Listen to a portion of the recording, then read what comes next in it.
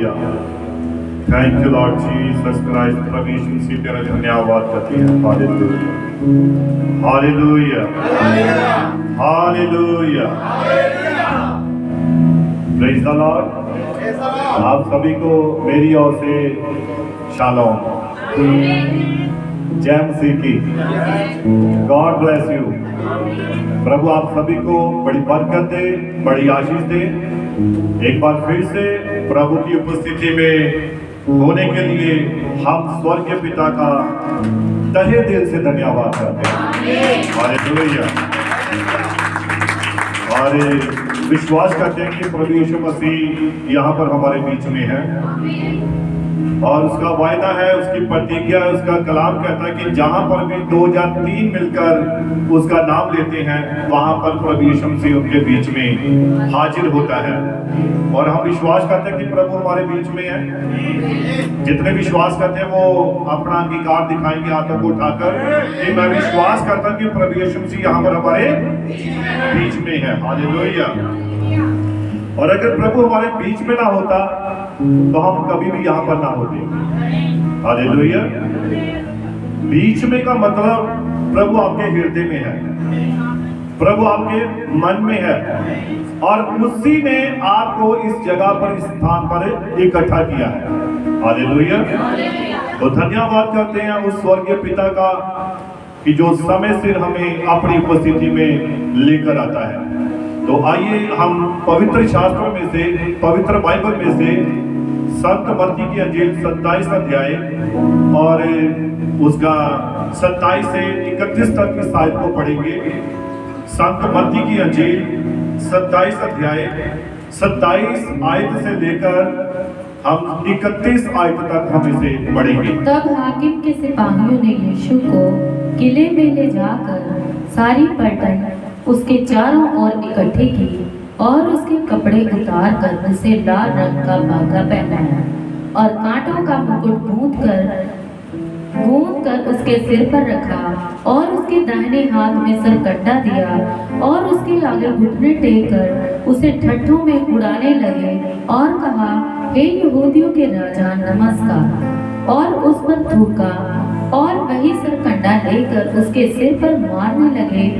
जब वे उसका ठट्ठा कर चुके तो वह बागा उस पर से उतार कर फिर उसी के कपड़े उसे पहनाए और क्रूस पर चढ़ाने के लिए ले चले। आमीन। प्रभु यीशु मसीह के पवित्र वचन को पढ़े सुने जाने पर बड़ी बरकत, बड़ी आशीष हो। God bless you. आप अपने स्थानों पर बैठ सकते हैं।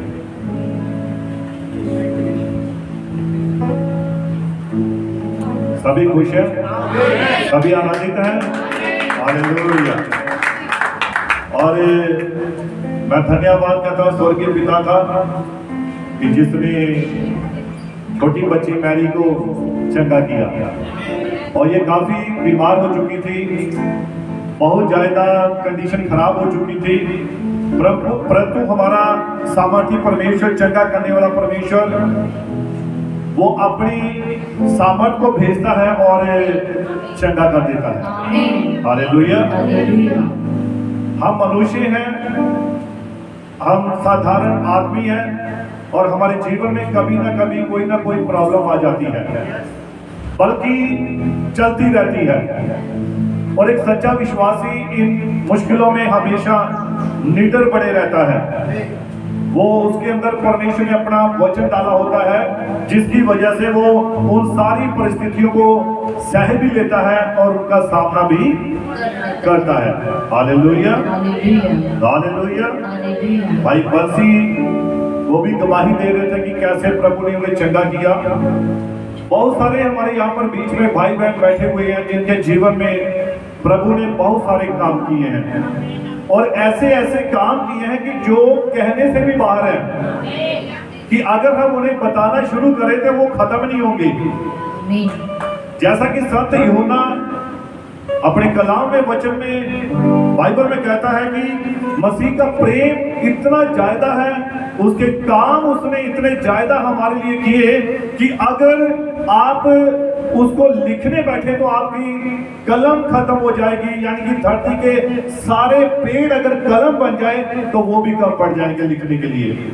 और अगर सारा आकाश लिखने के लिए ले ले तो आकाश भी खत्म हो सकता है, परंतु परमेश्वर का, प्रभु का प्रेम, उसके काम जो उसने हमारे जीवन में किए हैं वो कभी खत्म नहीं होंगे।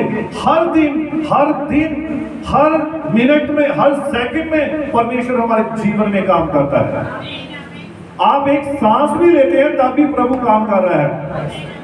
अगर आप सांस लेना बंद कर दे तो आप खत्म, डेड। तो कौन सांस दिला रहा है आपको? यीशु मसीह, यहोवा परमेश्वर। हालेलुया। आदम के अंदर जब तक सांस नहीं था, परमेश्वर का सांस नहीं था, तब तक आदम मुर्दा था, वो जीवित प्राणी नहीं था। लेकिन जैसे ही यहोवा परमेश्वर ने उसके नथुनों में, उसके नाक में श्वास डाल दिया, सांस डाल दी, लिखा वो जीवित प्राणी बन गया। तो ये जीवन किसका दिया हुआ है? किसका दिया है? बोलिए, यीशु मसीह का। अगर वो अपनी सांस वापस ले ले तो वचन में लिखा है, भजन संहिता में, अगर खुदा अपनी सांस को, अपने जीवन को, दिए हुए जीवन को वापस ले ले, सब कुछ मिट्टी में मिल जाएगा। हालेलुया। क्या पेड़ पौधे, क्या कोई भी वस्तु, क्या मनुष्य, क्या जीव जंतु, हर एक चीज जो है वो खत्म हो जाएगी। हालेलुया। परंतु परमेश्वर का ये जो प्रेम है ये कभी खत्म नहीं होगा। दुनियावी वस्तुएं खत्म हो सकती हैं, परंतु मसीह का प्रेम कभी भी कम नहीं होगा। एक व्यक्ति ने, किसी ने कहा कि मसीह कितना प्रेम करता है, कि मसीह तू मुझसे कितना प्रेम करता है। तो यीशु मसीह ने कहता, मैं ये प्रेम तुझे धरती पे नहीं दिखा सकता, मैं इस बॉडी में नहीं दिखा सकता, यहाँ पर नहीं दिखा सकता, ये प्रेम मैं तुझे क्रूज पर दिखाऊंगा। और उसने क्रूज के ऊपर अपनी बाहें फैला दी। उसने कहा, मैं तुझे इतना प्रेम करता हूं, जो बाहें, जो उसकी बाजू है, उसके हाथ कभी बंद नहीं हुए। यानी कि हमेशा का प्रेम दे दिया, सदा का प्रेम दे दिया। और ये है मसीह का प्रेम। हालेलुया। क्या इतना प्रेम करता है मसीह हमें? क्या इतना करता है? नहीं, यीशु मसीह कहता है, मैं इतना प्रेम करता हूं। और उसने क्रूज के ऊपर दिखाया, ये है मेरा प्रेम। Hallelujah, hallelujah. तो आज जो मैं जिस संदेश में से आपके साथ बात करने के लिए जा रहा हूं, वो संदेश है उस दिन कलवरी पर। उस दिन कलवरी पर क्या हुआ था?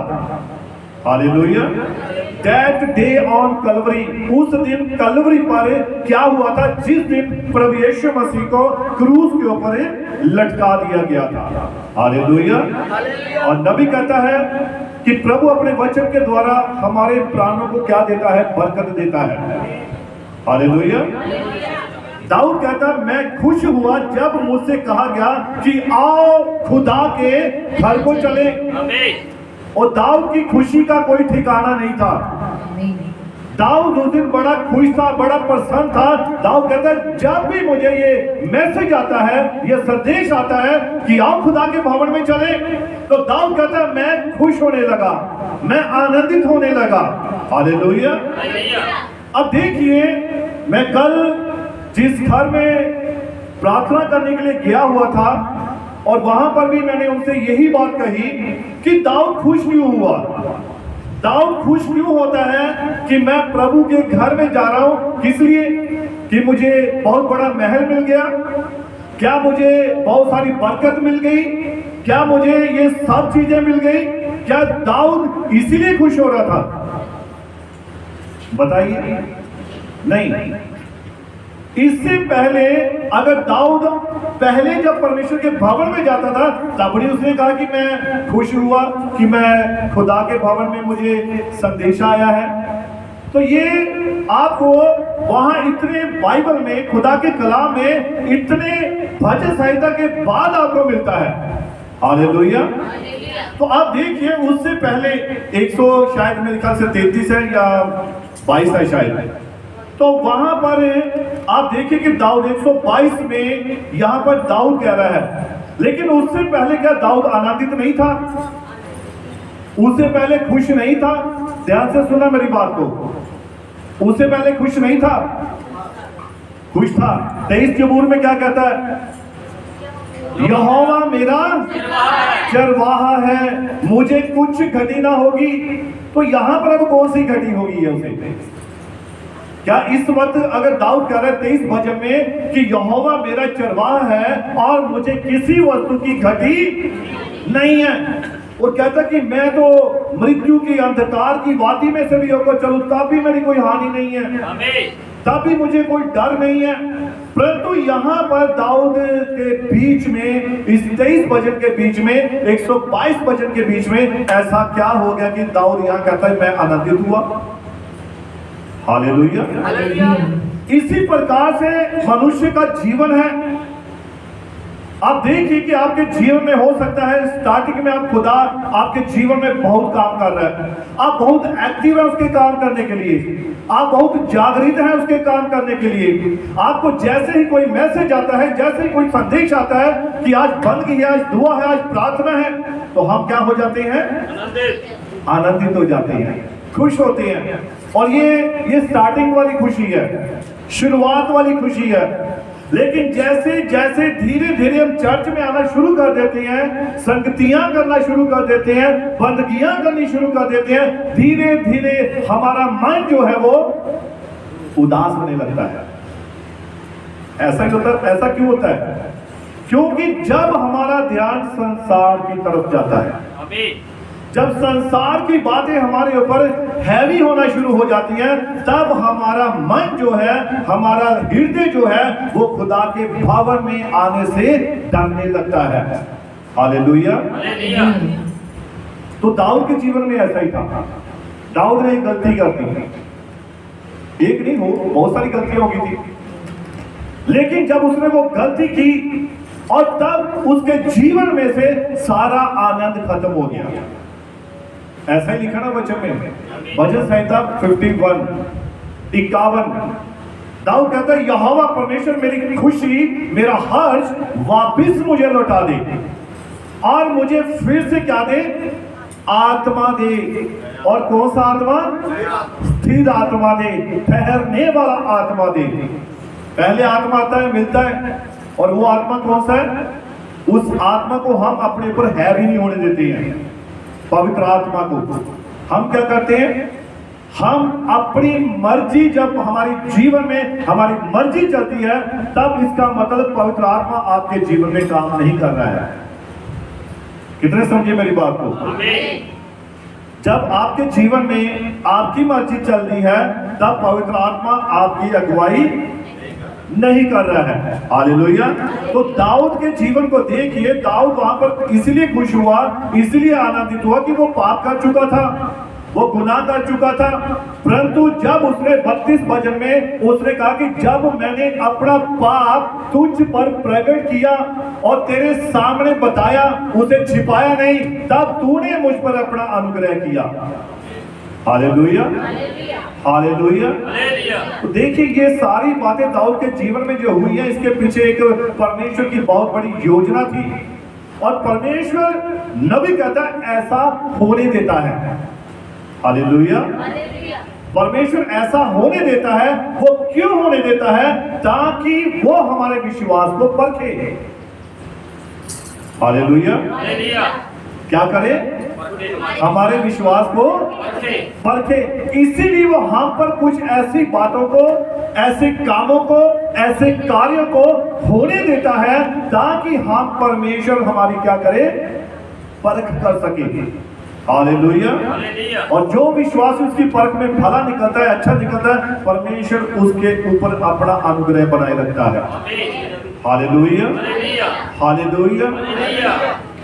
और देखिए, मैं इससे पहले कि संदेश में चलूं, मैं आपको एक गवाही बताना चाहता हूं। और वे ये बड़ी गवाही, और ये गवाही किसके बारे में है? ताड़ना के विषय में है। किसके विषय में? ताड़ना के विषय में, सुधार के विषय में। अब कोई भाई, कोई बहन ऐसा मत समझे कि पास्टर जी हमें टारगेट करके बातें करते हैं। मैं किसी को टारगेट करके बातें नहीं करता। अगर वचन कहता है तो उसे आमीन कहिए, अगर मैं कहता हूं तो आप मुझे अंदर आकर पूछते, पास्टर आपने मुझे ये बात कही है ना? खुली बात है भाई।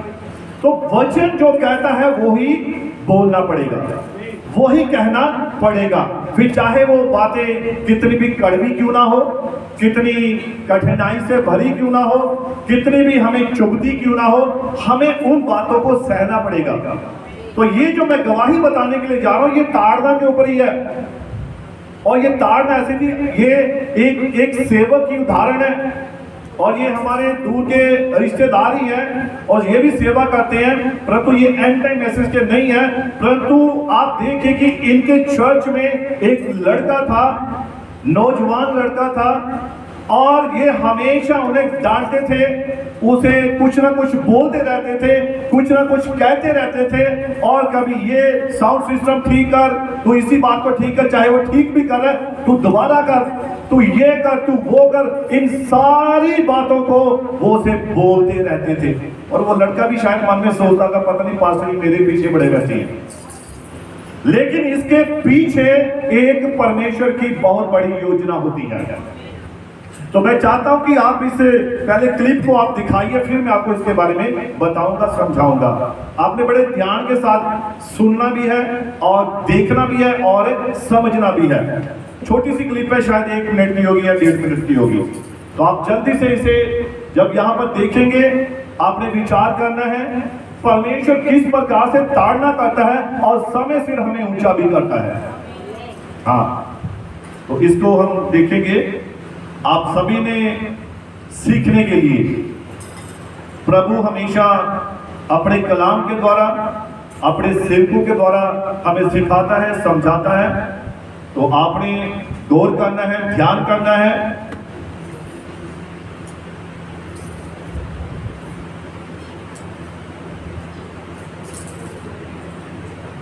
हाँ, कोई बात नहीं, कर लो आप अपनी देर। तो थोड़ा सा मैं आगे चलता हूं। तो उस दिन कलवरी पर, that day of on Calvary, अब देखिए कि परमेश्वर से अपने वचन के द्वारा हमारे प्राणों को क्या देता है, बरकत देता है। उसका वचन बहुत सारे लोगों के जैसे मन में विचार है कि बड़ा मीठा वचन है, प्रभु मीठी बातें करता है। लेकिन आप अगर प्रभु यीशु मसीह के जीवन में झांकें, आप संत मत्ती की अंजील, संत मरकुस की अंजील, संत लूका की अंजील और संत यूहन्ना की अंजील पढ़ेंगे, वहां पर यीशु मसीह ने कभी प्यार के साथ बातें नहीं की है। उसने हमेशा, अगर कोई वचन के बाहर व्यक्ति देखा है, उसने उसकी ताड़ना की है। हालेलुया। हाँ, प्रेम कब करता है? जब उसके वचन के अनुसार काम किया जाता है, तब प्रभु यीशु मसीह उससे प्रेम करता है। Hallelujah, hallelujah. तो दाऊद इसलिए खुश हुआ था कि जब उसे कहा गया कि आओ खुदा के घर को चले, तब वो आनंदित हुआ। और नबी कहता है हमारी आशीष क्या है? एक विश्वासी की असली आशीष। अब उसको उस तरफ ध्यान मत दीजिए, जब आएगा मैं शुरुआत कर दूंगा, फिलहाल आप इस तरफ अब ध्यान दीजिए। जब वहां आ जाएगा तो खुद बता देंगे भाई लोग। अब देखिए हमारी आशीष क्या है। नबी कहता है वो हमारी आशीष है कि हम स्वर्ग में उसके साथ उसकी समानता में होंगे, और उस अनंत जीवन में, उस अनंत संगति में हम मसीह के साथ वहां पर उसका धन्यवाद कर रहे होंगे। ये एक विश्वासी के, उसकी एक क्या है? आशीष है, उसकी एक बरकत है। तो अब देखते हैं, शुरू हो चुकी है। आप देखिए, ध्यान से सुनना आपने। ਦੇ ਉੱਤੇ ਸਾਊਂਡ ਦੀ ਸੈਟਿੰਗ ਨਹੀਂ ਸੀ ਆ ਰਹੀ, ਦੇ ਉੱਤੇ ਸਾਊਂਡ ਦੀ ਸੈਟਿੰਗ ਨਹੀਂ ਸੀ ਆ ਰਹੀ। ਕੰਟੀਨਿਊਸ ਮਦਰ ਸੋਨੀਆ ਉਹ ਉਲਪਟ ਤੇ ਆ ਗਿਆ, ਸਾਊਂਡ ਕਿਸੇ ਨੂੰ ਸਮਝ ਨਹੀਂ ਲੱਗ ਰਿਹਾ। ਇਹ ਮੇਰੀ ਟੀਮ ਦਾ ਇੱਕ ਬੇਟਾ ਜਿਹੜਾ ਇੱਥੇ ਡਾਂਟ ਖਾਂਦਾ ਹਮੇਸ਼ਾ। ਹਾਲੇਲੂਇਆ। ਮੈਨੂੰ ਇਸ਼ਾਰਾ ਮਾਰਿਆ, ਮੈਂ ਪ੍ਰੋਜੈਕਟ ਮੈਂ ਇੱਧਰ ਆ ਕੇ ਸੈੱਟ ਕਰ। Just 2 मिनट तेरी सारी प्रॉब्लम सॉल्व। हाल तारीफ करो जोरदार। Just 2 मिनट में सारा कुछ सॉल्व। खुदा दी रिव्यू करन डांट दे विचों दा प्रेम लुकिया होया। अगर तुसी डांट खानी सीख गए, दुनिया दी कोई ताकत तानू हरा ना पावेगी, दुनिया दी कोई ताकत तानू छिप ना पावेगी।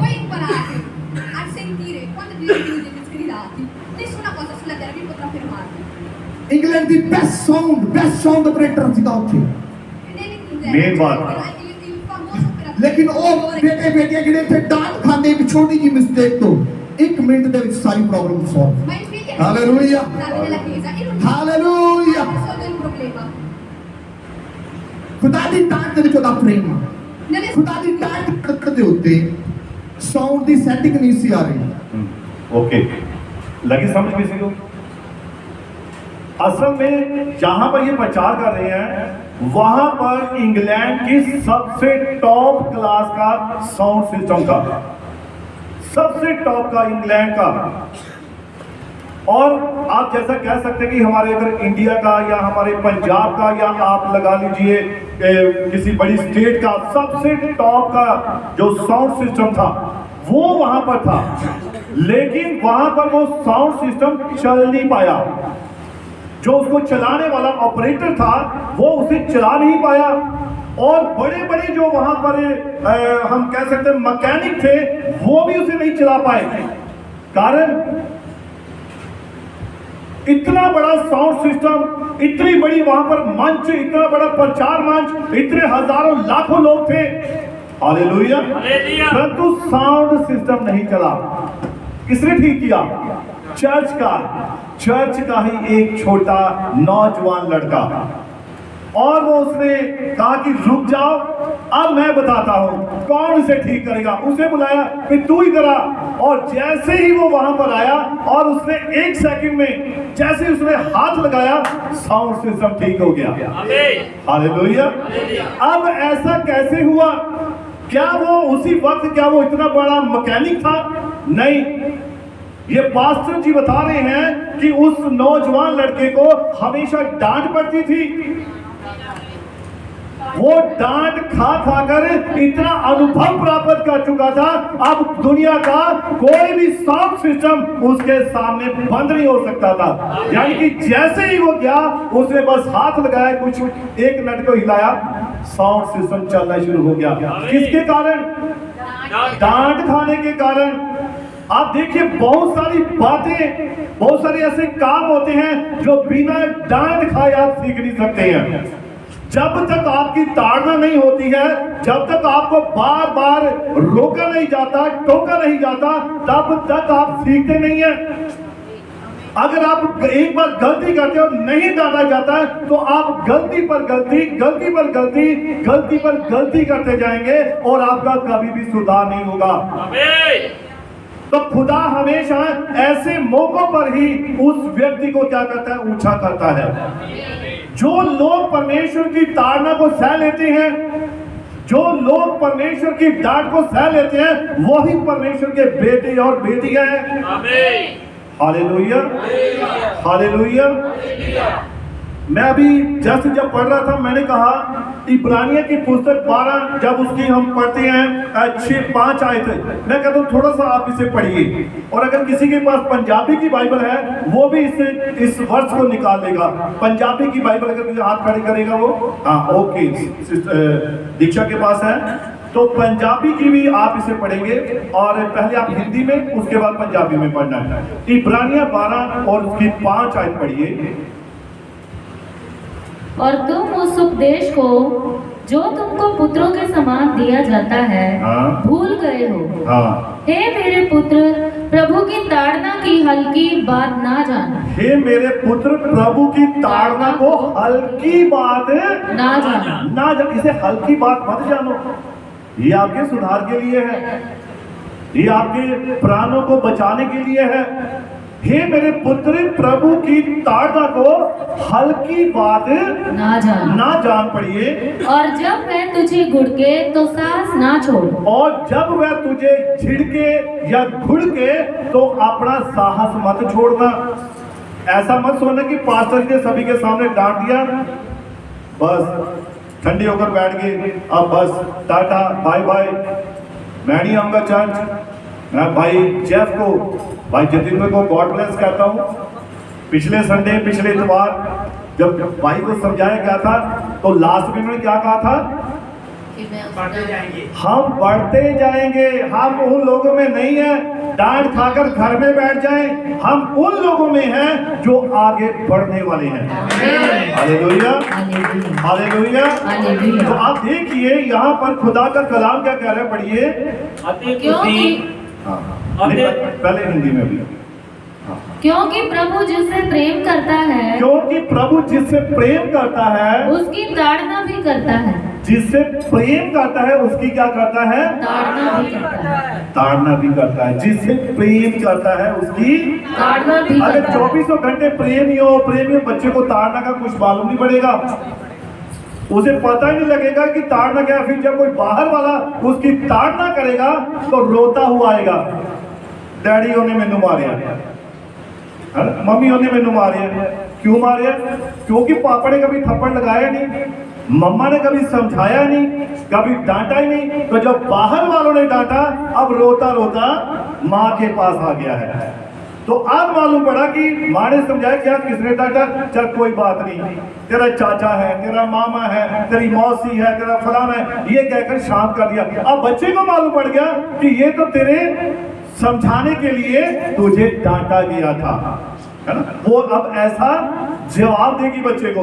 अब बच्चे को भी मालूम पड़ गया, अगर मैं गलत करूंगा तो मुझे यहाँ पर 5 नंबर का अनुग्रह मिलेगा, भरपूरी के साथ मिलता है। तो इसलिए वो ऐसे वाले अनुग्रह को लेने में थोड़ा डरेगा। लेकिन जो ये अनुग्रह प्रभु का जो वचन के द्वारा है, उसको लेने में आपको हमेशा तैयार रहना चाहिए। हाँ, पढ़िए इसको थोड़ा और आगे। और जिसे पुत्र बना लेता है, और जिसे पुत्र बना लेता है उसको कोड़े भी लगाता है। उसको क्या मारता है? कोड़े। कोड़े किसे मारे जाती है? अपराधियों को, गुनहगारों को। जो गलती करता है, जो भूल चूक करता है, कोड़ा उसे बचता है। ऐसा ही है ना। लेकिन यहाँ पर खुदा का कलाम क्या कहता है? क्योंकि प्रभु जिसे प्रेम करता है उसकी ताड़ना भी करता है, और जिसे पुत्र बना लेता है उसे कोड़े भी लगाता है। Hallelujah, hallelujah, hallelujah. हालेलुया। अब देखिए अगली बात, पढ़िए। तुम दुख को ताड़ना समझकर सह लो, तुम दुख को ताड़ना समझकर सह लो। परमेश्वर तुम्हें पुत्र जानकर तुम्हारे साथ बर्ताव करता तो है। परमेश्वर तुम्हें पुत्र जानकर तुम्हारे साथ क्या करता है? बर्ताव करता है। पढ़िए। वह कौन सा पुत्र है हाँ। जिसकी ताड़ना पिता नहीं करता? और वह कौन सा पुत्र है जिसकी पिता ताड़ना नहीं करता? यदि वह ताड़ना जिसके भागी हाँ। सब होते हैं तुम्हारी नहीं हुई, तो तुम पुत्र नहीं, हाँ। पर व्यभिचार की संतान ठहरे। अगर ताड़ना नहीं हुई तो किसकी संतान ठहरे? अब पंजाबी में पढ़िए, अब पंजाबी में पढ़िए इसी लाइन को, इसी वर्सेस को, 8 आयत को। हाँ, 7 को नहीं, 8 को पढ़ेंगे, 8 आयत को। पर जे तुसी उस ताड़ना बिना रहे ਜਿਹਦੇ ਵਿੱਚ ਸਭੋ ਸਾਂਝੀ ਹੋਏ ਹਨ ਤਾਂ ਤੁਸੀਂ ਪੁੱਤਰ ਨਹੀਂ ਸਗੋਂ ਹਰਾਮਦੇ ਹੋ। अब ये शब्द कैसा लगा? बताइए। बुरा लगा ना। तो वे विचार की संतानों ये आनंद के साथ ग्रहण कर रही है, मजे के साथ सुन रही है। पता है पास्टर जी हिंदी में प्रचार करते हैं, हिंदी में इतना तीखा नहीं लगता है। पंजाबी में देखो, पढ़ो जोर से थोड़ा। ਪਰ ਜੇ ਤੁਸੀਂ ਉਸ ਤਾੜਨਾ ਬਿਨਾ ਰਹੇ हाँ, ਜਿਸ ਦੇ ਵਿੱਚ ਸਭੋ ਸਾਂਝੀ ਹੋਏ ਹਨ ਹਾਂ। ਤਾਂ ਤੁਸੀਂ ਪੁੱਤਰ ਨਹੀਂ ਸਗੋਂ ਹਰਾਮਦੇ ਹੋ। सबो की हो। ਹਰਾਮਦੇ। अब चुभी बात, चुभी है ना। जो पंजाबी में प्रचार करते कभी उनके सामने बैठना, फिर आपको मालूम पड़ेगा कि प्रचार क्या है ना? असल में बात क्या है कि ऐसे शब्द जब सामने आते हैं तब सीधा दिल पे लगते हैं। पास्टर ये शब्द भी बड़ा पैड़ा है। जो वेश्या, वेश्या ना, उसे पंजाबी में पता क्या लिखा गया बाइबल में? कंजरी कहा गया। अभी थोड़े दिन पहले जब पास्टर मीटिंग थी, वहां पर के पास्टर प्रचार कर रहे थे, तो उन्होंने कहा कि वो पंजाबी में बोल रहे थे, कहते अगर तुहाडी ताड़ना नहीं हुई तो तुसी हरामदे हो। और जब ये शब्द बोले तो मैंने कहा वाह वाह, अगर ये कहीं ऐसी कलीसिया को बोले जाए तो वो तो भाग जाएगी, है ना। अच्छा लगा शब्द ये? ध्यान से सुनो, सुनो ध्यान से, मैं क्यों ऐसा बोल रहा हूं। यही चीज अगर आपको हिंदी में बताई जा रही है और आप जो है आराम से सुन के, ठीक है प्रचार हो रहा है, टाइम है, इन्हें घंटा सवा घंटा प्रचार में सुन के चलो, इस आय के ऊपर क्यों ठहराया गया है आपको? आप समझो, अगर आप ताड़ना को गुस्सा मानते हो, नाराजगी मानते हो, तब आप यही हो। क्या ये नीचे वाला कि ऊपर वाला कौन है? आप बताइए दोनों में से। दोनों सेम ही है, ये एक ही है। वो व्यभिचार की संतान, और आप जानते हैं व्यभिचारी कौन होता है, यानी कि कौन सी वो संतान होती है? जिसको मालूम नहीं मेरा पिता कौन है, जिसको पता ही नहीं मेरा बाप कौन है, वो होते हैं व्यभिचार की संतान। मां कोई है, बाप कोई है, पता नहीं कितने बाप हैं। ये मैं इसलिए क्लियर कट बात कर रहा हूं ताकि बात समझ आए। वचन इसीलिए आपको बार बार बताया जाता है कि हम किसके हैं? हम तो परमेश्वर के पुत्र हैं। और अगर हम परमेश्वर के पुत्र हैं, तब अगर हमारी ताड़ना हुई है, हमें झिड़का गया है और हमने उसे अगर सह लिया है, तब हम परमेश्वर के पुत्र हैं। और अगर हमारी ताड़ना हुई और हमने गुस्सा किया, हमने नाराजगी की, तब हम व्यभिचार की संतान है। Hallelujah, hallelujah. हाँ, इसको थोड़ा और पढ़िए आगे। हाँ, इसी में। फिर जब कि हमारे शारीरिक पिता भी हमारी ताड़ना किया करते थे, और फिर जब हमारे शारीरिक पिता भी हमारी ताड़ना किया करते थे, और हमने उनका आदर किया, तब भी हमने उनका क्या किया? आदर किया। हमारे शारीरिक माता पिता जब हमें डांटते थे, हमें पीटते थे, हमारा सुधार करते थे, फिर भी हम उसका रिस्पेक्ट करते थे, उनका आदर करते थे। पता है कि ये साढ़े माँ प्यो है ना? लेकिन जब वचन की बात आती है, कलाम की बात आती है, तब क्या होता है? तब हमारे मनों में नाराजगी आ जाती है। तो ऐसा बिल्कुल भी नहीं होना चाहिए। पढ़िए इसको आगे। तो क्या आत्माओं के पिता के और भी अधीन ना रहे, जिससे हम जीवित रहें? और क्या आत्माओं का पिता, आपके आत्माओं का पिता कौन है? यीशु मसीह, यहोवा परमेश्वर। यहोवा परमेश्वर आत्माओं का पिता, क्या हमें उसके अधीन ही रहना चाहिए? जब वो हमारी ताड़ना करता है, जब वो हमें समझाता है, हालेलुया। तो आप देखिए, वे तो अपनी अपनी समझ के अनुसार थोड़े दिनों के लिए ताड़ना करते थे। उनकी ताड़ना थोड़े दिनों की थी।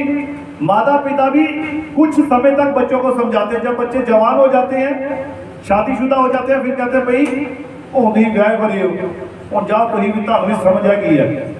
उसके बाद वो भी धीरे धीरे कहना बंद कर देते हैं। तो खुदा का भी नियम यही है, जब नहीं मानते, नहीं समझते, ताड़ना करने पर भी, समझाने पर भी, फिर खुदा उन्हें उनकी मर्जी पर छोड़ देता है। आमीन। परमेश्वर फिर उन्हें समझाता नहीं, फिर कहते ठीक है भाई, 3 बार आपको समझा दिया, अब ये आपकी इच्छा है, आपकी मर्जी है कि आप वचन को ग्रहण करें, गुस्सा करें या उसे त्यागें, तो ये आपके ऊपर निर्भर करता है। Hallelujah, hallelujah. तो इसलिए एक गीत हम गाते हैं, जो डाली सदा फल लाती है, जो डाली सदा फल लाती है। सभी मिलकर गाएंगे। जो डाली सदा फल लाती है, उसको वो छांटता है। प्यार खुदा जिसे करता है, उसको वो डांटता है। जो डाली सदा फल अपने आप को महसूस कीजिए, उसको वो छांटता है। प्यार खुदा जिसे करे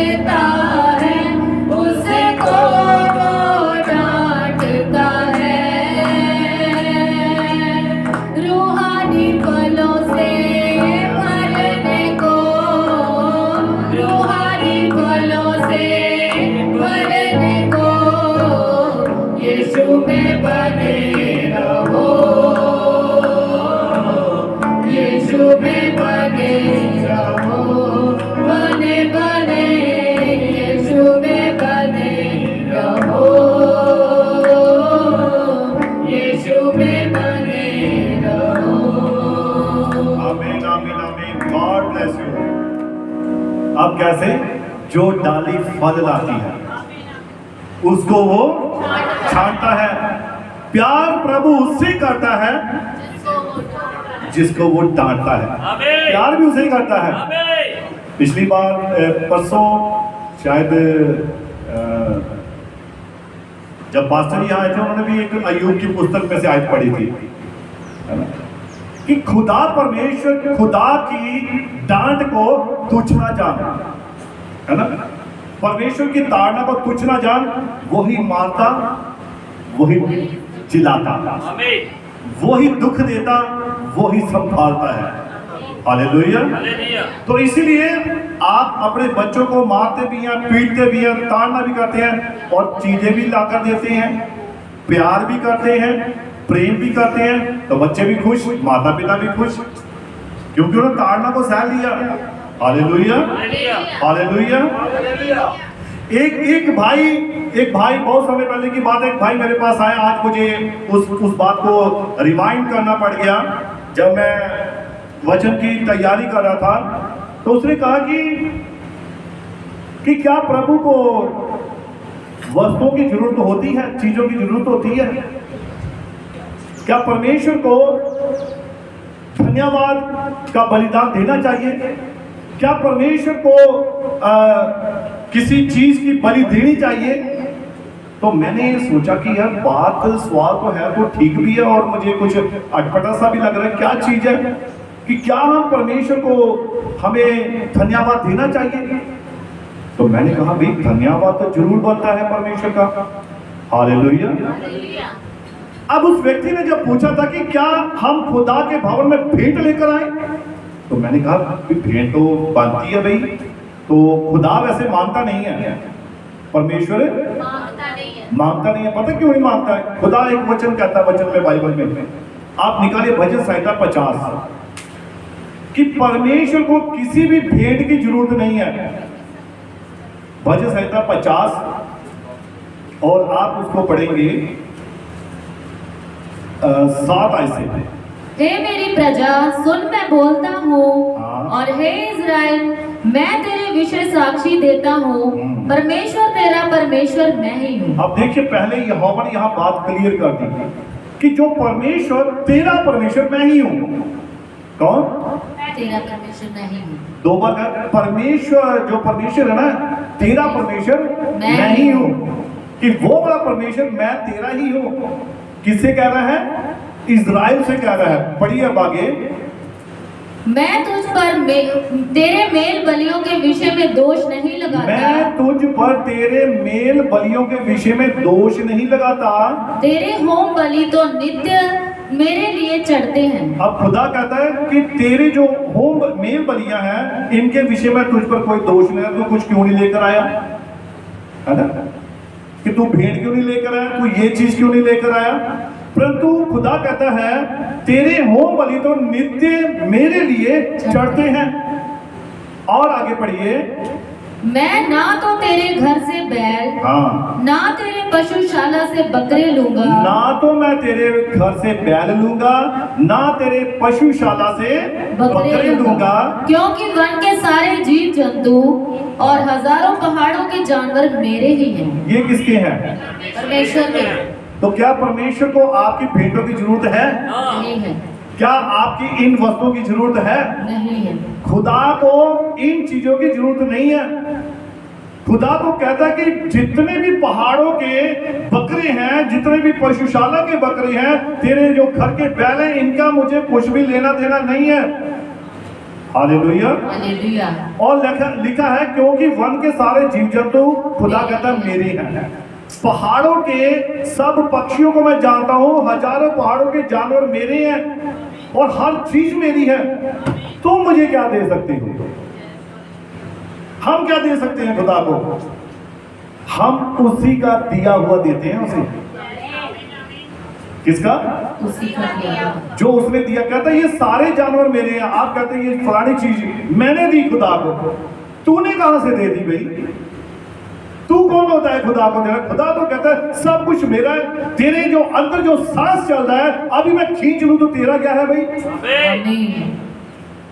बताइए। हम कैसे कह सकते हैं कि तू मैंने दिया? आप खुदा का दिया हुआ परमेश्वर को देते हैं। और नबी कहता है, खुदा का कलाम कहता है, ऐसा हम क्यों करते हैं? ऐसा हम परमेश्वर के प्रति अपनी ईमानदारी को बताते हैं।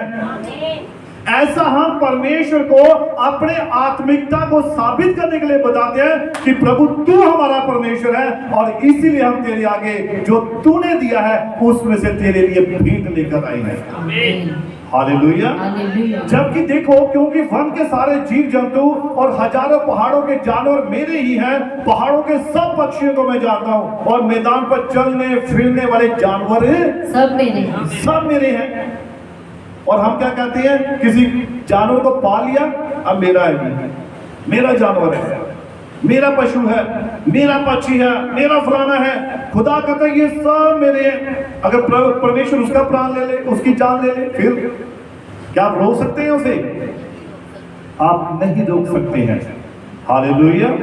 इसको और पढ़िए आगे। यदि मैं भूखा होता, अब देखिए, खुदा कहता है यदि मैं भूखा होता तो तुझसे ना कहता, तो तुझसे ना कहता कि मेरे को भूख लगी, जाओ लाके आओ, काटो बकरा, काटो चिकन, काटो फलानी चीज, रोटी लेकर आओ। ये अगर मैं भूखा होता, खुदा कहता है अगर मैं भूखा होता तो मैं तुझसे ना कहता।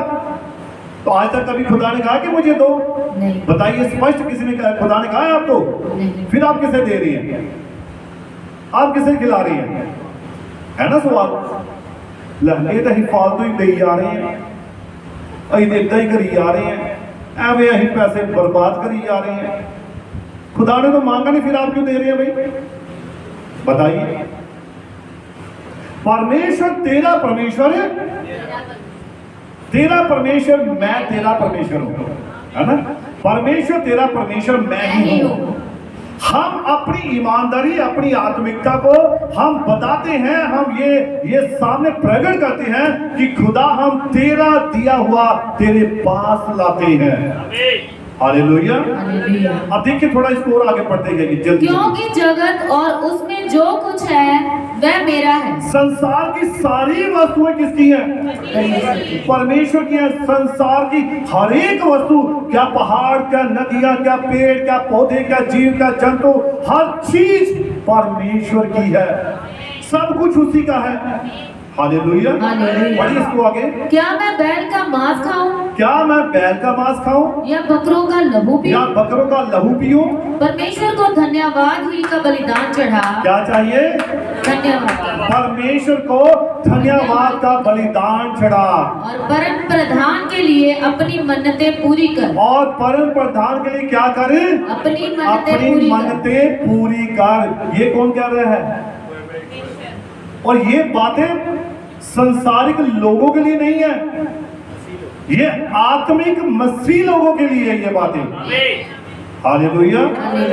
अगर हम पुराने नियम में पढ़े, वहां लिखा है तू यहोवा अपने परमेश्वर के लिए उसी स्थान में अपने सब दान, अपने दशमांश, अपनी मेल बलियां, अपनी होम बलियां, अपनी भेंटें, हर चीज उसी स्थान में लेकर आना जिस स्थान को यहोवा ने ठहराया है। हालेलुया। अब ये आज्ञा किसे मिली है? ये आज्ञा मसीही लोगों को मिली है, जिन्होंने प्रभु यीशु मसीह को अपना उद्धारकर्ता स्वीकार किया, जिन्होंने प्रभु यीशु मसीह को अपना मुक्तिदाता स्वीकार किया, और जो मसीह के वचन से बाहर है, जो उसके वचन को नहीं जानते हैं, उनके लिए कुछ भी नहीं है। हालेलुया। उनके लिए कुछ नहीं, क्योंकि अभी तक उनके जीवन में काम ही नहीं हुआ। पढ़िए इसको आगे और जल्दी जल्दी। और संकट के दिन मुझे पुकार, और संकट के दिन मुझे पुकार, मैं तुझे छुड़ाऊंगा, मैं तुझे छुड़ाऊंगा, और तू मेरी महिमा करने पाएगा। और तू मेरी महिमा करने पाएगा। और परंतु दुष्ट से परमेश्वर कहता अब है, ध्यान से सुनिए, परंतु दुष्ट से परमेश्वर कहता है, तुझे मेरी विधियों का वर्णन करने से क्या काम? तुझे मेरी विधियों का वर्णन करने से क्या काम, जब तू मेरे वचन को तुझ जानता है। पढ़िए। तू मेरी वाचा की चर्चा क्यों करता है? तू मेरी वाचा की चर्चा क्यों करता है? तू तो शिक्षा से बैर करता तू तो शिक्षा से बैर करता और मेरे वचनों को तुच्छ जानता है। और मेरे वचनों को क्या करता है? तुच्छ जानता है। नींद वाले भाई बहन ताली बजाएंगे। आज तो नहीं है ना? जो ढीले पड़ गए थे वो वही बजा देंगे। हाँ, गुड, वेरी गुड। एक तो ढीला पड़ा है ना, सभी नहीं पड़े। गॉड ब्लेस यू, प्रभु बरकत दे। अब देखिए आगे पढ़िए से। जब तूने चोर को देखा जब तूने चोर को देखा तब उसकी संगति से तब प्रसन्न उसकी हुआ। संगति से क्या हुआ? प्रसन्न हुआ। किसको देखकर? चोर को चोर को देखकर उसकी संगति से क्या हुआ? प्रसन्न हुआ। प्रसन्न हुआ। अब चोर की संगति से प्रसन्नता क्यों आई? वचन में, नीति वचन में लिखा है, चोरी दी रोटी मुंह दे अंदर कंकर बन जाए। कंकर बन जाए। आप बड़ी अच्छी रोटी खा रहे हैं, मुलायम मुलायम बटर नान खा रहे हैं, अगर बीच में वो आ जाए पत्थर, वहीं कड़क कड़क कड़क बाहर, है ना? चोरी की रोटी इसी प्रकार से होती है, लेकिन वो मुंह के अंदर कंकड़ बन जाती है, पत्थर बन जाती है। हालेलुया। तो जब तूने चोर को देखा तब उसकी संगति से क्या हुआ? प्रसन्न हुआ। और पर स्त्री गामियों के साथ भागी हुआ। पर स्त्री गामी कौन? पराई स्त्रियों के साथ वह विचार करने वाला। हालेलुया। हालेलुया। अब चोर के मन में दया होती है? अगर दया होती वो चोरी नहीं करेगा, है ना? वो ना अमीर का घर देता है ना गरीब का देता है, उसे जो मिलता है ले लेता है। हालेलुया। अब देखिए आगे 19 साइड पढ़िए जल्दी से। तूने अपना मुंह बुराई करने के लिए खोला। तूने अपना मुंह किस बात के लिए खोला? बुराई करने के लिए। बुराई करने के लिए खोला। और तेरी जीभ छल की बातें गढ़ती और है। तेरी जीभ छल की बातें गढ़ती है ना? मुंह किसके लिए खोला? पर दिया किसके लिए है? परमेश्वर की आराधना करने के लिए दिया है। ये आंखें किस लिए दी है? परमेश्वर का वचन पढ़ने के लिए। ये कान किसके लिए दिए हैं? परमेश्वर के वचन की अच्छी अच्छी बातें सुनने के लिए। और मुंह से यहाँ क्या? तूने अपना मुंह बुराई करने के लिए खोला और तेरी जीभ क्या करती है? छल की बातें करती है। एक कर दी बात, फिर उसके ऊपर दूसरी कर दी, चल तीसरी भी कर दी, यहाँ पर फिर बनता जा रहा है। ये नहीं मालूम, वो नहीं दिखाई दे रहा पीछे क्या बनता जा रहा है ना? दाऊद भी कहता है, मेरा गुनाह प्रभु तेरे आगे हमेशा रहता है। जब भी मैं आंखें बंद करके दुआ करने लगता हूँ, मेरा पाप मेरे सामने आ जाता है। जब भी मैं आंखें बंद करके चर्च में आता हूँ, तो प्रभु तेरा जो मैंने पाप किया तेरे सामने प्रकट हो जाता। होता कि नहीं होता है? आपने की है ना गलतियां? हाँ, मैंने भी की है।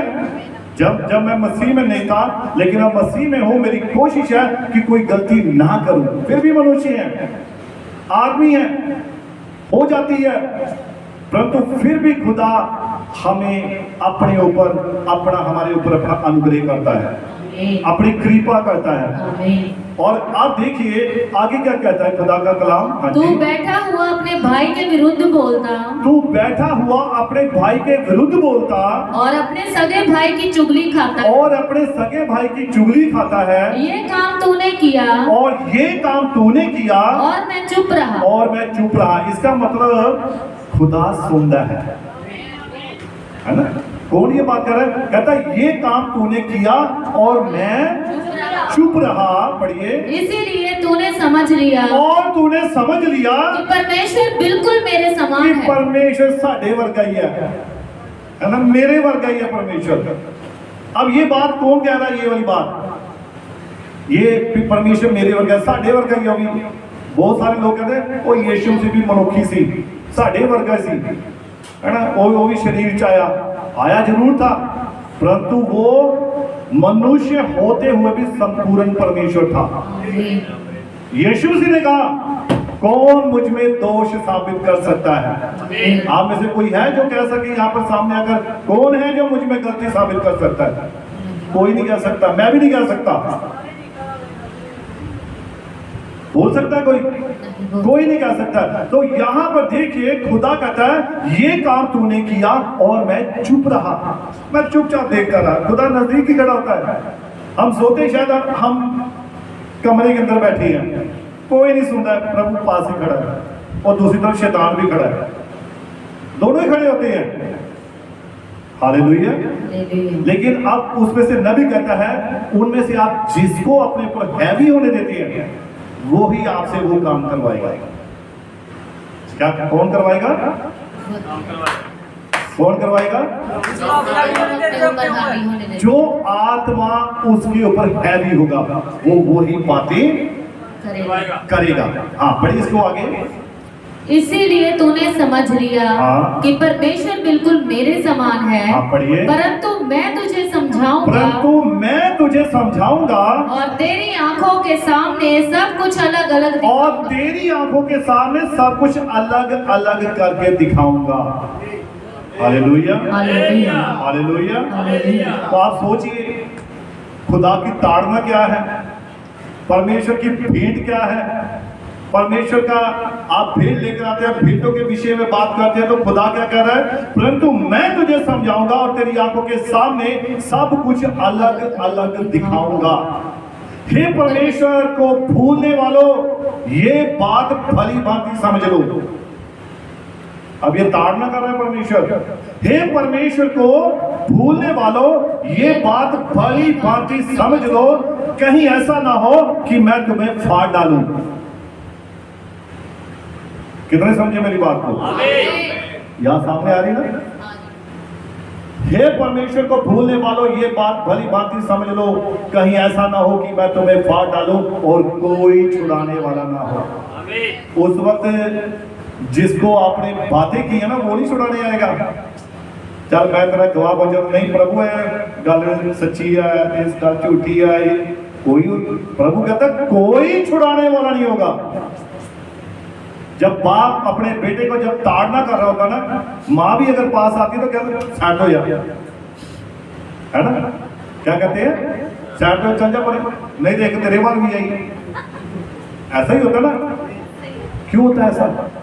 क्योंकि उस वक्त ताड़ना हो रही है, उस वक्त ताड़ना हो रही है। तो इसीलिए मेरे प्रिय भाई बहनों, कहीं ऐसा ना हो, यहोवा कहता है कि मैं तुम्हें फाड़ डालूं और कोई छुड़ाने वाला ना हो। धन्यवाद का बलिदान चढ़ाने वाला मेरी महिमा करता है। हालेलुया। और लिखा है, और जो अपना चरित्र उत्तम रखता है उसको मैं परमेश्वर का किया हुआ उद्धार दिखाऊंगा।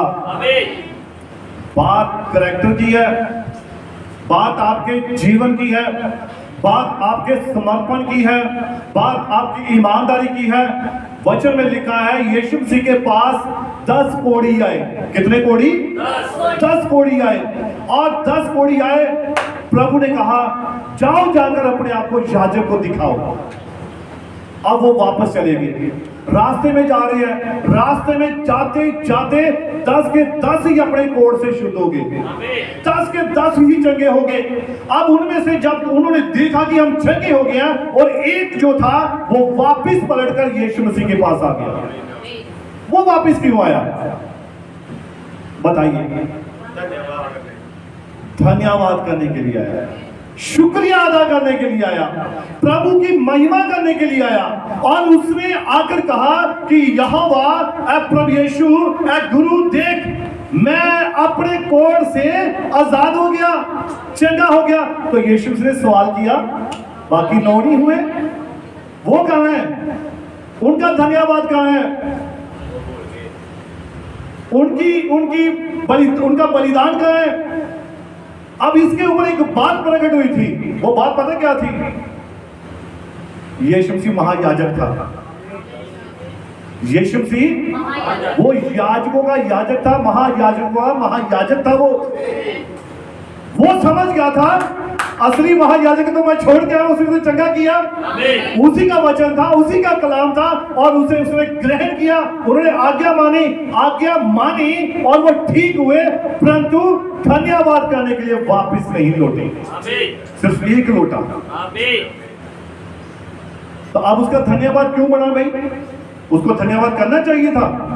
उसे भी तो बाकी 9 की तरह चल ठीक है, वो केड़ा वापस गए है, धन्यवाद कर, वो केड़ा भेंट लेके गए।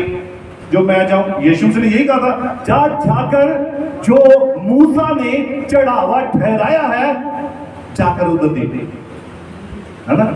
पीस के जो कोड़ी जब शुद्ध होते थे ना अपने कोड़ से, तो उनके लिए कुछ नियम होते थे, जा जाकर भेंट लेकर जा, उन्हें भेंट लानी होती थी। अब वो भेंट लेकर यीशु मसीह के पास आया है। हालेलुया। तो देखिए क्यों आया वो, बाकी नहीं आए, उन्होंने भेंट दी तो क्या वो दोबारा कोड़ी हो गए?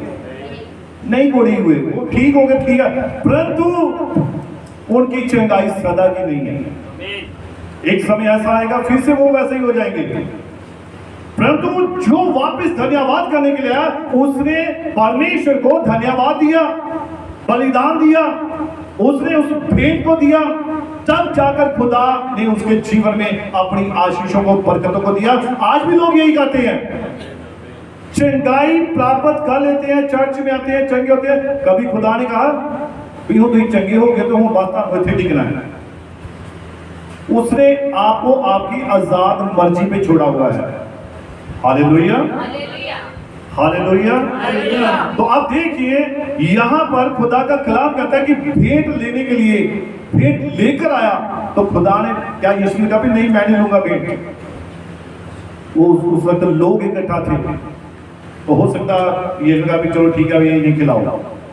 तो वो भेंट किसके लिए थी? लोगों के लिए, कलीसिया के लिए। लेकिन धन्यवाद की भेंट किसके लिए थी? यहोवा परमेश्वर के लिए थी। हालेलुया। भेंट के विषय में मैं थोड़ा सा और आगे बढ़ता हूं, मैं इसे पढ़ना चाहता हूं, व्यवस्था विवरण 16-15। अब यहां पर तो देखो इस भजन में खुदा ने कहा कि सारे पहाड़ों के जानवर मेरे, पक्षी मेरे, सब कुछ मेरा, धरती के जितने भी जीव जंतु सब मेरे हैं, मुझे सिर्फ धन्यवाद का बलिदान चढ़ा।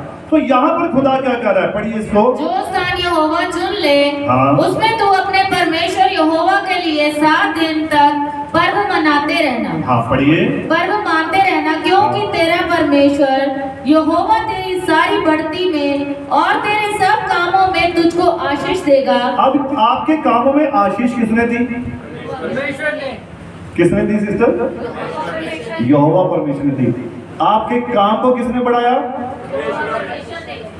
आप तो जाकर बैठ जाते हैं, तो कस्टमर कौन भेज रहा है? आप बुलाने के घर में कहा भी आओ जी, कौन कौन? क्योंकि आपने, एक विश्वासी ने, एक धर्मी व्यक्ति ने अपने काम के लिए, अपनी जॉब के लिए प्रार्थना की, प्रभु ये तेरी दी हुई जॉब है, ये तेरा दिया हुआ काम है, तब खुदा ने उसमें बरकत दी। ऐसे वचन में लिखा है। अब पढ़िए इसको दोबारा। जो स्थान यहोवा चुन ले, जो स्थान यहोवा चुन ले, उसमें तू अपने परमेश्वर यहोवा के लिए 7 दिन तक पर्व मानते रहना। हाँ पढ़िए। क्योंकि तेरा परमेश्वर यहोवा तेरी सारी बढ़ती में और तेरे सब कामों में तुझको आशीष देगा। तेरी बढ़ती में और सब कामों में आशीष देगा। पढ़िए। तू आनंद ही करना, और तू आनंद ही करना। वर्ष में 3 बार, अर्थात अखमीरी रोटी के पर्व और सप्ताहों के पर्व और झोपड़ियों के पर्व, इन तीनों पर्वों में तुम्हारे सब पुरुष अपने परमेश्वर यहोवा के सामने उस स्थान में जो वह चुन लेगा जाएं। हाँ, कहाँ जाएं? उस स्थान में जिसे परमेश्वर चुन लेगा। अब प्रभु भोज आने वाला है, तो प्रभु भोज के लिए भी आपने तैयार रहना है। हालेलुया। प्रभु भोज के लिए क्या रहना है? तैयार रहना है। तो इसकी अगली आयत बड़ी खास है, पढ़िए। अब यहाँ क्या कहता है खुदा? और देखो छूछे हाथ यहोवा के सामने कोई न जाए। फिर से बड़ो, प्यार से बड़ो, समझ नहीं आया। और देखो छूछे हाथ यहोवा के सामने कोई न जाए। कैसे आए? छूछे हाथ, सभी पढ़ेंगे नीचे वाली आयत। और देखो छूछे हाथ यहोवा के सामने कोई ना जाए। इसका क्या मतलब हुआ बताइए? यहोवा के सामने कोई ना जाए। अब ये बात कौन कह रहा है? वचन कह रहा है ना, यहोवा परमेश्वर कह रहा है। किसने आज्ञा दी? यहोवा परमेश्वर। छूछे हाथ, छूछे हाथ कैसे होते हैं? खाली हाथ, आगे जेब जब पाके आज चर्च यहाँ दुआ कर कितने चले चर्च चले अच्छा जी ठीक है। अच्छा ऐसे जेब में हाथ डाल के ना कभी आप अपने जीजा जी के घर में जाना है, दीदी के घर में, है ना, ऐसे हाथ डाल के जाना तो की जवाब आना, ले भरावा खाली हथ ही है, तेन पता नहीं तेरे जीजे ने 36 गल्ला कर देनी है ना, यही बात होगी ना, क्यों खाली आ गए। पर ऐसा होगा नहीं, वहां पहले ही घर में बात चली है, माता पिता ने कहा जाओ जाकर सिस्टर को फलानी चीज दे आओ, उसके घर में होकर आओ। अब जा रहे हैं पूछते दो खाली हाथ जाना तो चंगा लगेगा, गल्ला सुनिया सो रहा है, बेइज्जती करवानी है। देखो वहां रिश्तेदार के घर में जाने के लिए इतना डर, इतना खौफ, समझ रहे मेरी बात को। और किसी भी रिश्तेदार में ले लो, है ना, मासी ले लो, मामे ले लो, चाचा ले लो, ताई ले लो, किसी ले लो, खाली हाथ। अब खाली हाथ जब चले गए जाने से पहले फिर पत्नी भी कह रही चलो ले लो कुछ, हमें बेइज्जती होने का कहना है, पहली बारी घर आगे तो खाली हाथ, ये खाली एक छूछे हाथ, ये बड़ी बदनामी की बात है, ये बेइज्जती की बात है ना। पर ये किसने सिखाया, है ना, उसने यही नहीं कहा कि आप यहाँ खाली आता हो। आप अपने रिश्तेदारों में जाते हैं, कहीं भी जाते हैं, आप कभी खाली हाथ नहीं जाते हैं, बताइए नहीं जाता। रास्ते में कोई ना, फिर उस वक्त आप रेट नहीं देखते हैं, बीकानेर की मिठाई का डब्बा कितने का है, कलाकंद कितने का है, 600 रुपया, फिर दूसरी एक टूटी फ्रूटी कितने की, 800 रुपये किलो है, नहीं महंगी लो, वधिया लो, डब्बा भी देखे होते, पता लगे भी बीकानेर का है। ब्रांड भी लेकर जाना है, एंड भी इतों लगो साडा कालू लो भाई, है ना, ऐसा कोई ब्रांड नहीं है। तो वहां पर जाने के लिए हम कितना सोचते हैं, कितना सब हमारे दिमाग में बातें आती हैं, किस कारण, बेइज्जती ना हो, है ना। तो खुदा कहता है मेरे भवन में शूशे हाथ नहीं आना है। तो यहां पर आने में सोचते हैं, नहीं समझते। तो ये किसने कहा है, ये मैं नहीं कह रहा, वचन कह रहा है। वहां तो खुदा ने कहा धन्यवाद का बलिदान, चल ठीक है खुदा कोई गल नहीं, वो पास्टर दे विच लिखा वचन च और ठंडा ही गिलास पिला दो कोई गल नहीं। तो फिर कंपनियों ने कोल्ड ड्रिंक ये फलाने ये क्यों बनाए हैं भाई, है ना, अगर बात कहने की है वो किस लिए बनाए हैं, वो भी तो पिलाने के लिए। पर ये डिपेंड, निर्भर आपके ऊपर है। हालेलुया। हालेलुया। बहुत सारे लोग बरकत लेना चाहते हैं, परंतु लेने का एक तरीका होता है। हालेलुया। आपने किसी ऑफिसर से कोई काम करवाना होता है तो क्या तरीका है भाई, जानते हैं, है ना। कोई ऑफिसर है, आपने काम नहीं हो रहा आपका, तो क्या करते हैं, समझ गए, गिफ्ट दे देना, मान लो गिफ्ट देना ना, सर ये हमारे पास गिफ्ट है कोई गल तुम आने की लोड़ से फोन कर देंगे, है ना। किस काम किसने किया, गिफ्ट ने। तो खुदा के भवन में यीशु मसीह मैनू मकान दे, यीशु मसीह मैनू गड्डी दे, रोला खाली हथा दा तालियां बजा के कुछ करता यीशु मसीह ने, तो यीशु ने कहते जो ठीक है ताड़े भी तालियां ही है ना। पर हमारा खुदा ऐसा खुदा नहीं है, हमारा परमेश्वर ऐसा परमेश्वर नहीं है, परंतु उसने हमें क्या दी है, समझ दी है, बुद्धि दी है, अक्ल दी है। इसलिए उसने कहा कि ये सारी बातें हमारे लिए एक नमूना है। हालेलुया। अब देखिए उसने कहा कि मेरे सामने कोई शूशे हाथ ना है।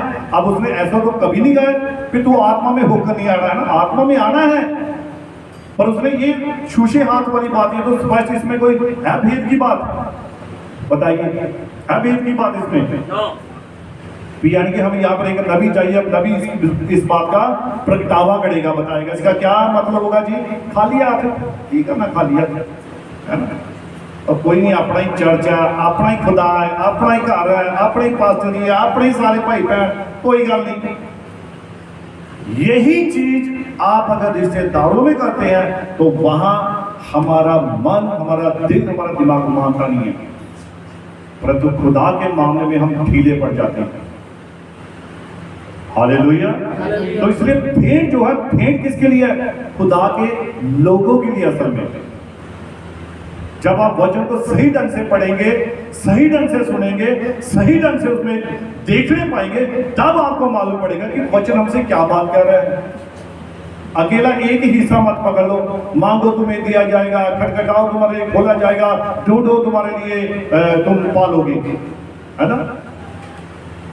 पर यह भी मालूम हो कि मांगना क्या है, ढूंढना क्या है, खटखटाना क्या है।